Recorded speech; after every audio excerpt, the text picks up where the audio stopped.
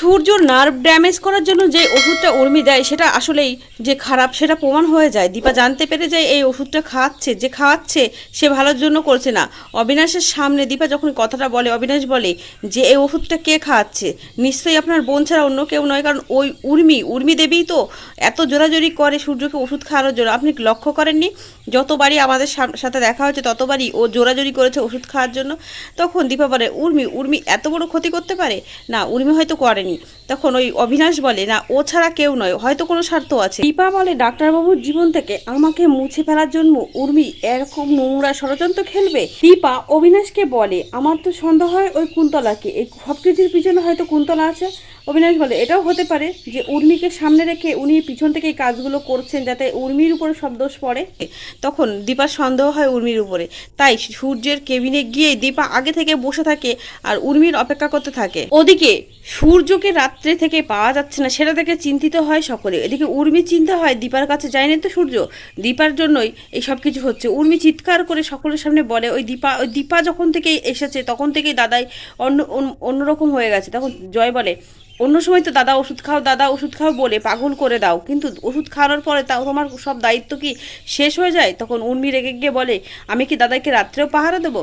তখন দেখা যায় জয় বলে থাক না, এসব নিয়ে ভাবার কোনো দরকার নেই। জয় বলে দাদাই যদি বৌদিদির কাছে গিয়ে ভালো থাকে, শান্তি পায়, তাহলে থাক না, তোমার অসুবিধা কোথায়? তখন উর্মি রেগে গিয়ে বলে বাবা জয়, তুমি এই ডিলটার জন্য তোমার দাদাকে কম্প্রোমাইজ করছো। অন্যদিকে আমরা দেখতে পাবো সূর্য রাত্রে দীপার সাথে দেখা করার পর সকালে যখন অফিসে ঢোকে, অফিসের ওয়াচম্যানকে দেখে সে দীপার সাথে কল্পনা করতে থাকে।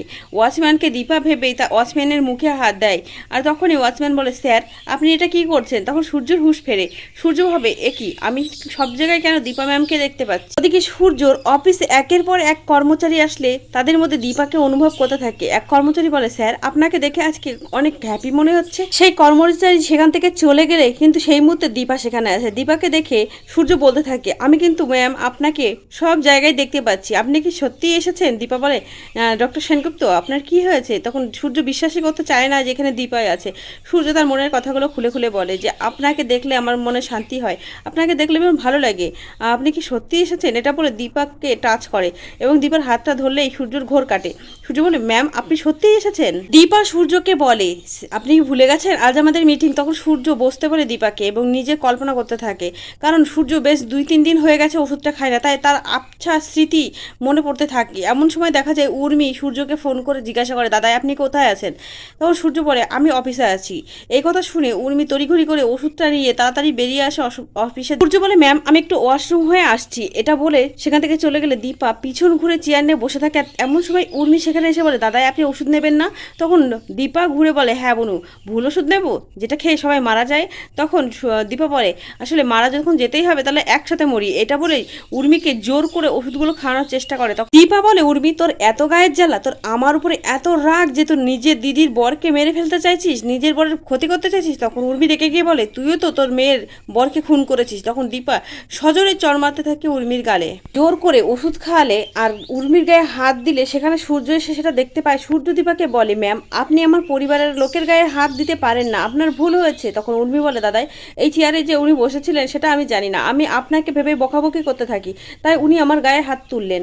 তখন সূর্য বলে ভুলটা আপনি করেছেন ম্যাম, তাই ক্ষমাটা আপনিই চাইবেন, আর আপনি যদি ক্ষমা না চান তাহলে আপনার সাথে কোনো বিজনেস ডিল আমরা করতে পারবো না। ডক্টর সেনগুপ্ত আপনি একটু বাইরে চলুন। তখন সূর্য বলে কে তুমি আমাকে বাইরে যেতে বলার কে? তখন রূপা চুপ করে থাকে আর অন্যদিকে দীপা বলে ঠিক আছে ডাক্তারবাবু ক্ষমা চেয়ে নিচ্ছি আমি। এই বলে সরি বললে সূর্য সেখান থেকে বেরিয়ে গেলে সোনা সেখানে থেকে যায় আর সোনাকে বলে দীপা যে তোর বাবার খেয়াল তুই রাখতে পারিস না, তোর বাবাকে ভুল ওষুধ দেওয়া হচ্ছে, তোর বাবার ক্ষতি করা হচ্ছে, ওই উর্মি তোর কাকিয়া তোর বাবার জীবনটাকে নষ্ট করে দিচ্ছে, তুই সেটা বুঝতে পারছিস না। তখন সোনা রেগে গিয়ে বলে তুমি আমাদের ব্যাপারে কথা বলবে না, কাকিয়া যেটা করছে সেটা ভালোর জন্য করছে।